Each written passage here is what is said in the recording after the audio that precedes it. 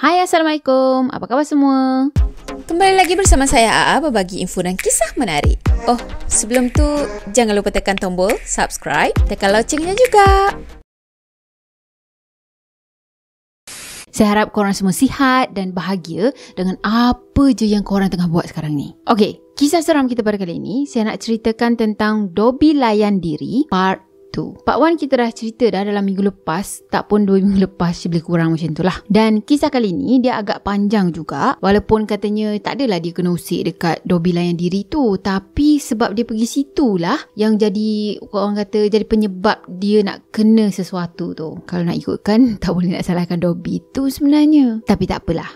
Jadi dia kenalkan diri dia kat sini sebagai Ellie. Ellie ni adalah salah seorang penuntut di IPTA yang ada dekat Kuantan, Pahang. Jadi pada masa tu dia tak duduk dalam kolej, dia menyewa dekat luar, dekat taman perubahan macam tu lah. Dan taman perumahan dia tu sebenarnya dekat je dengan kolej dia. Biasalah budak-budak U kan, kalau cari rumah mesti cari rumah yang paling dekat dengan universiti. So pada masa tu Ellie tadi dia menyewa dengan 5 orang kawan dia. Nama kawan-kawan dia pula adalah Arin, Lily, Julie, Jaja dan juga Shasha. So nak dijadikan cerita, diorang ni suka sangat pergi mendobi tengah-tengah malam tau. Jadi ada satu hari tu, lepas dia dah siap assignment semua, dia dengan housemate-housemate dia yang lain pun nak pergi mendobi lah kan, macam biasalah katanya. Tapi pada malam tu tak adalah dia pergi lewat sangat pun. Dia keluar tu pun dalam pukul 9 lebih, 9 malam kan. Tapi malam tu cuma Lily, Julie, Jaja dan juga Shasha je yang nak basuh baju. Dia dan juga Arin tak nak join, tak nak pergi mendobi lah. Jadi yang nak pergi basuh baju dengan Dobby tadi, semuanya pergi dengan kereta, naik kereta kan. Lepas tu dia dengan Arin nanti akan naik motor, sebab katanya dia orang janji lepas dah mendobi tu, lepas dah hantar semua, dia orang akan pergi makan lah. Jadi nanti dia akan naik motor, lepas tu dah janji dah nak pergi jumpa dekat restoran tu kan. Katanya pada masa tu, lepas kawan-kawan dia semua dah siap mendobi, dah siap dah basuh baju tadi kan, barulah kawan-kawan dia yang lain tu join dia dan juga Arin yang tengah melepak dekat kedai makan. Tapi sebenarnya sebelum dia sampai kedai makan tu, ada sesuatu yang pelik yang berlaku tau. Ceritanya macam ni, masa dia on the way nak ke kedai makan tu, dia yang bawa motor tau, Ellie ni yang bawa motor. Jadi si Arin ni ada kat belakang lah, membonceng dia kan. So macam biasalah katanya, dia dengan Arin ni memang kepala gila-gila sikit. Dan dalam perjalanan dia nak pergi ke kedai makan tu, dia orang berdua ni asyik gelak je. Katanya macam Pontianak pun ada. Yelah masa bawa motor tu pun ada je modalnya, nak borak itulah, borak inilah kan. Lepas tu gelap besar-besar. Dan sampailah satu simpang tu. Simpang tu sebenarnya macam nak ke kedai tu dah, cuma simpang tu macam agak gelap sikit. Tambah pula sebenarnya dia tak lalu jalan biasa tau, dia lalu jalan shortcut. Jalan shortcutnya tu memang agak gelap. Jadi pada masa tu, dalam duduk gelap-gelap tadi kan, dia ada terpandang seorang pakcik tua ni tau. Pakcik tua tu dia berjubah putih. Lepas tu dia ada pakai tongkat dan janggutnya tu boleh kata panjang jugalah. Lepas tu janggut dia colour putih. Jadi pakcik tu juga dia pakai serban tau. Dia macam orang alim ulama macam tu kan. So pakcik tu tenung je dia orang berdua ni tengah bonceng motor ni kan. Tenung je. Tapi air muka pakcik tu nampak macam marah tau. So Ellie tadi macam tak sedap hati lah kan. Katanya dia telan liur sambil-sambil pandang ke arah pakcik tu. Si Arin yang ada kat belakang dia ni pula tengah bonceng motor ni kan, sibuk lagi duk gelak-gelak sakan tau. Dia tak perasan ke ada orang tua tu. Masa tu Ellie ni fikir, Ellie ni ingatkan yang Arin ni nampak juga tau pakcik tua ni. Jadi dia pun diamkan je lah sampailah dekat kedai makan sana. Jadi masa dekat kedai makan tu, dia makan-makan sambil tunggu kawan-kawan dia yang lain kan. Dan dalam setengah jam macam itu, barulah kawan-kawan dia yang 4 orang lagi tu sampai nak makan sekali lah. Jadi lepas dah makan semua, diorang balik rumah. Okey, dalam perjalanan balik rumah ni, si Arin pula yang bawa motor.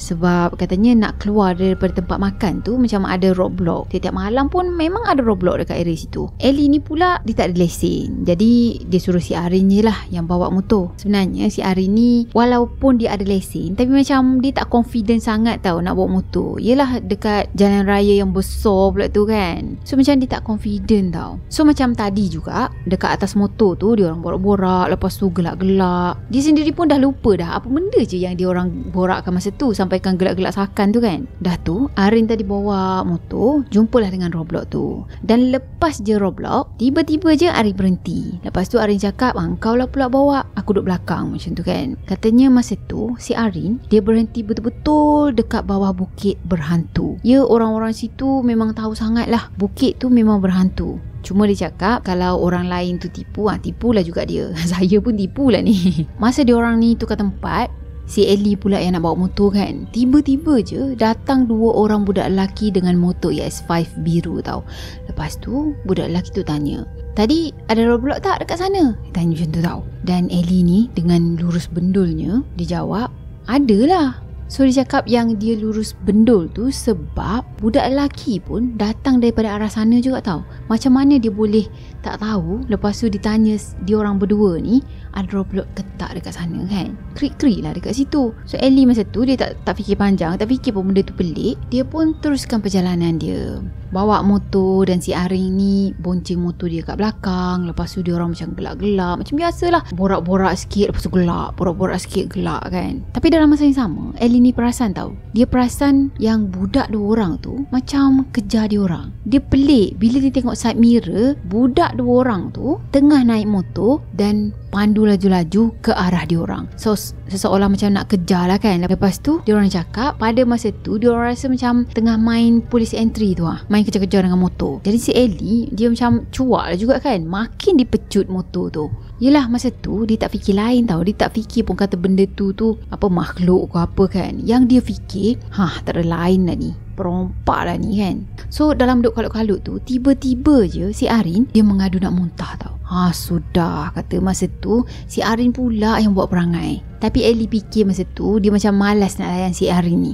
Sebab dia fikir Arin ni main-main. Jadi dia teruskan jalan je kan. Tapi si Arin ni makin lama makin teruk tau. Dia cakap nak muntah, nak terkeluar dah. Jadi Ellie dia pun masuklah dekat satu kawasan perumahan tu tau. Lepas tu dia parking tu betul-betul dekat bawah pokok mangga. Dan Arin tadi pun turun dah daripada motor tu kan. Dia bagi Arin ruang untuk muntah dulu. Dan dia fikir barulah dia nak teruskan perjalanan. Tapi masa tu dia nampak lelaki 2 orang tadi yang follow dia orang tu kan, yang macam kejar dia orang tu. Ya, lelaki tu boleh pula tunggu dia orang berdua ni dekat hujung lorong sana, lorong perumahan tu. Jadi lepas dah muntah-muntah tadi, si Arin ni dia mengadu sakit pinggang pula. Lepas tu kan Arin ni punya sakit sampaikan berguling-guling tau. Dia macam dah tak boleh bangun dah, terguling je dekat atas tar sana. Jadi masa tu Ellie ni macam kalut lah kan.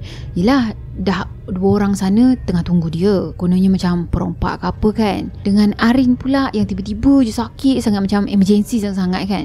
So dia pun jeling lah ke arah hujung lorong sana. Tengoklah 2 orang lelaki tu ada lagi ke tak. Rupa-rupanya ada lagi tau. Seseolah macam tengah tunggu dia orang berdua ni keluar daripada kawasan perumahan tu. Dah tu dia tengok ke arah Arin pula. Arin macam tiba-tiba je sakit sangat. Yang kata tadi elok je kan, bergelak ketawa semua, dah tak ingat dunia. Tapi sekali dia punya sakit tu sampai tak boleh nak bangun dah. Lepas tu Arin minta Ellie untuk bawa dia pergi hospital sebab pinggang dia pada masa tu sakit gila. Dah tu tak sampai seminit tau, si Arin boleh pula dia pengsan dekat situ. Masa tu Ellie ni lagilah takut. Dia dah tak tahu, dah blur dah, tak tahu nak buat apa. Yelah dia fikir takkanlah nak bawa Arin ni pergi hospital naik motor kan. Dah lah Arin ni dalam keadaan pengsan. Dan tiba-tiba katanya datang pula abang-abang handsome dekat kawasan perumahan tu. Lepas tu abang-abang tadi macam offer lah dia untuk hantar si Arin ni pergi hospital. Jadi dia pun terus setuju. Yelah dah orang nak tolong kan. Lagipun dia memang takkan mampu untuk bawa Arin tu naik motor dan pergi hospital. Jadi dalam kereta tu Ellie tadi dia telefon budak-budak rumah dia. Lepas tu dia cakap yang Arin ni sakit. Lepas tu dah pengsan dah. So dia minta supaya kawan-kawan dia tu pergi hospital. Katanya abang penyelamat tu, dia panggil abang penyelamat tau sebab tolong dia kan. Abang tu bawa kereta kancil turbo dia punyalah laju emergency kan. Dia cakap yang dia rasa macam nak terbang dah ada kat belakang ni. Dia punyalah risau, punyalah nak cepat dia kan. Sampaikan dia pergi langgar semua traffic light. Tak tahulah kot-kot lepas ni banyak gila samai yang sampai rumah dia. Okay, sampai je dekat hospital, housemate dia yang lain pun sampai juga. Masa tu Ellie agak terkejut jugalah. Cepat betul diorang ni sampai. Bawa kereta ke jet katanya. Jadi lepas abang yang tolong diorang ni dah uruskan Arin tadi, dia pun minta diri nak balik dah kan. Dan tunggu dalam pukul 3 pagi macam tu, doktor panggil Ellie untuk masuk ke dalam. Dah tu doktor tadi pun cakaplah dengan Ellie ni yang Arin terkena batu karang. Sebenarnya diorang macam pelik jugalah, sebab sebelum-sebelum ni Arin dia macam sihat je kan. Tapi macam mana boleh tiba-tiba je terkena? Cuma yelah, kalau dah nak kena tu bila-bila pun boleh. Jadi Ellie dia iakan je. Dan masa tu dia tak syak lagi benda-benda mistik ke yang berlaku. Dia tak syak apa-apa pun. Lepas dia dah uruskan bil rawatan Arin tadi, diorang semua pun bawa Arin balik ke rumah macam biasalah. Tapi Arin, sakit dia tu tak hilang-hilang tau. Asyik mengadu sakit pinggang kan. Sampailah esok harinya tu. Masa tu tinggal Arin dengan Lily je dekat rumah. 3 orang lagi kawan dia tu dah balik kampung sebab katanya ada hal. Jadi malam tu ayahnya Arin datang tau. Dah tu ayah Arin tadi bawa Ellie dengan Arin ni keluar pergi makan. Lepas makan malam tu, dalam lebih kurang pukul 9 malam macam tu, diorang pun bertolak balik. Masa sampai je dekat rumah, Ellie keluar dulu daripada kereta sebab katanya dia nak bagi ruang lah kepada ayah dengan anak ni nak borak-borak ke apa kan. Jadi masa Ellie ni turun, dia perasan tau yang anak jiran dia yang berumur 4 tahun macam itu tengah berdiri dekat pagar rumah dia. So pada masa tu Ellie senyum ke arah budak kecil tu.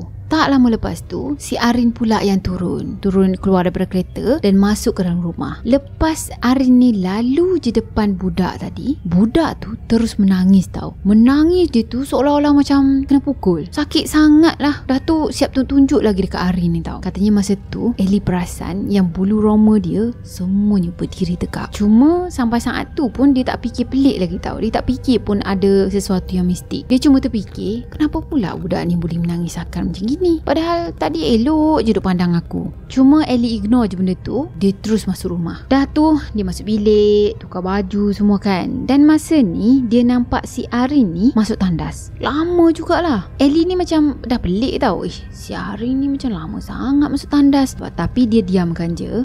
Dan lepas tu si Ellie dia keluar pergi lepak-lepak dekat ruang tamu sana. Tak lama lepas tu Ellie nampak Arin dia keluar daripada tandas. Dia macam agak-agak berlari anak macam tu lah kan. Lepas tu dia panggil Ellie ni untuk masuk dalam tandas. Ellie sini jap. Ellie ni pun macam pelik lah kan. Kau nak tunjuk apa dalam tandas kan? Lepas tu dia follow je. Dan masa tu Arin tunjuk yang dia muntah keluar rambut tau. Katanya sumpah masa tu Ellie dah meremang semua. Rasa macam nak nangis pun ada. Yelah dia tak pernah terkena benda-benda macam gini. Jadi Ellie tadi dia suruh Arin ni cuci apa yang patut. Dan dia terus call kawan dia Lily suruh balik rumah. Sebab dia rasa macam dah tak sedar hati dah masa tu. Jadi masa dekat ruang tamu tu pun dia rasa macam semacam je tau. Seram sejuk semacam je. Rasa macam ada sesuatu yang tengah perhatikan diorang. Tak lama lepas tu si Arin dia tanya Ellie, "Weh Ellie, kau ada simpan apa-apa surah tak dekat laptop kau? Kau pasang lah sebab aku rasa tak sedar hati ni." Lepas tu Ellie jawab macam ni, "Ada tu ada. Tapi kan Arin, kita kan berdua je. Bukannya tak nak pasang. Tapi yelah berdua kan. Kalau aku pasang kan buatnya kau kena rasuk ke macam mana ha?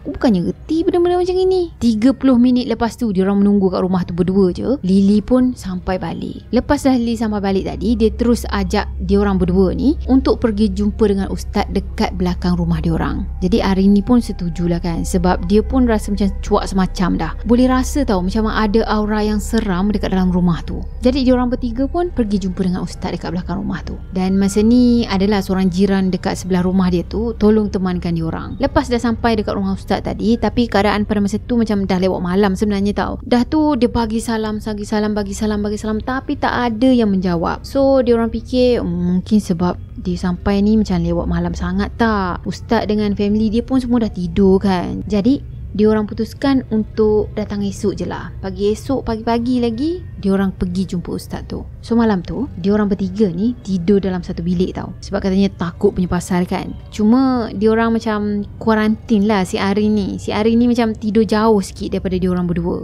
Kesian kan. Kesian.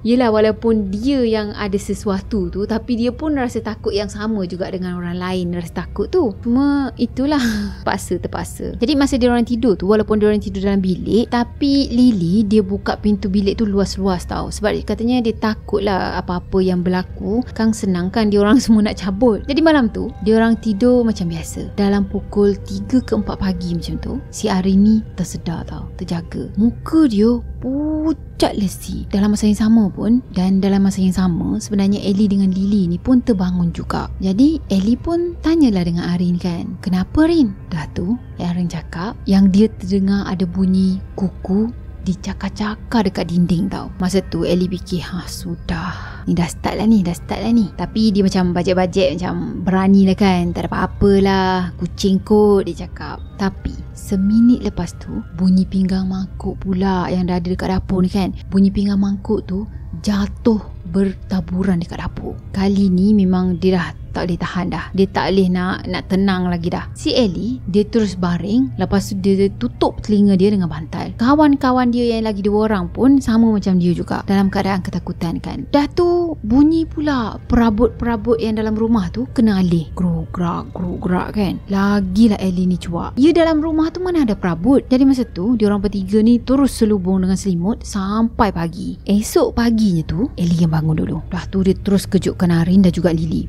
Bangun, jom kita pergi rumah ustaz kan. Dia macam dah tak sabar sangat dah nak pergi rumah ustaz tu. Yelah tak tahan kot, dah semalam kena kacau pun dah tak tahan dah. Dia memang tak boleh nak bayangkan kalau benda ni berterusan, kalau tiap malam dia kena kacau macam tu. Katanya boleh jadi gila dia. Jadi dalam pukul 11 pagi macam tu, diorang bertiga pun pergilah ke rumah ustaz tu. Jadi diorang pun ceritakan lah apa yang dah jadi malam tu kan. Dan ustaz tu pun macam baca-baca dekat air gitu. Lepas tu bagi si Arin ni untuk minum. Dah tu air tu juga ustaz tadi suruh bawa balik dan bawa mandi. Okey, dah settle semua. Ustaz ni cakap apa? Dia cakap Arin ni sebenarnya kena keteguran. Itu perkataan dia tahu. Dia cakap keteguran. Sebab jadi ustaz tu cakap diorang ni sebenarnya kena keteguran sebab diorang berhenti dekat satu pondok buruk yang ada dekat bawah bukit. Jadi kalau kita ingat balik, kan si Arin ni berhenti dekat bawah bukit tu kan, nak tukar driver tu kan. So mungkin time tu lah kot. Dah tu ustaz tadi cakap dekat tepi jalan tu ada pondok buruk tau. Cuma Ustaz tadi cakap memang kalau dengan mata kasarnya tak nampak. Dan sebenarnya malam tu ada yang menumpang dekat dia orang berdua ni tau. Dan Ustaz cakap lagi yang ada sesuatu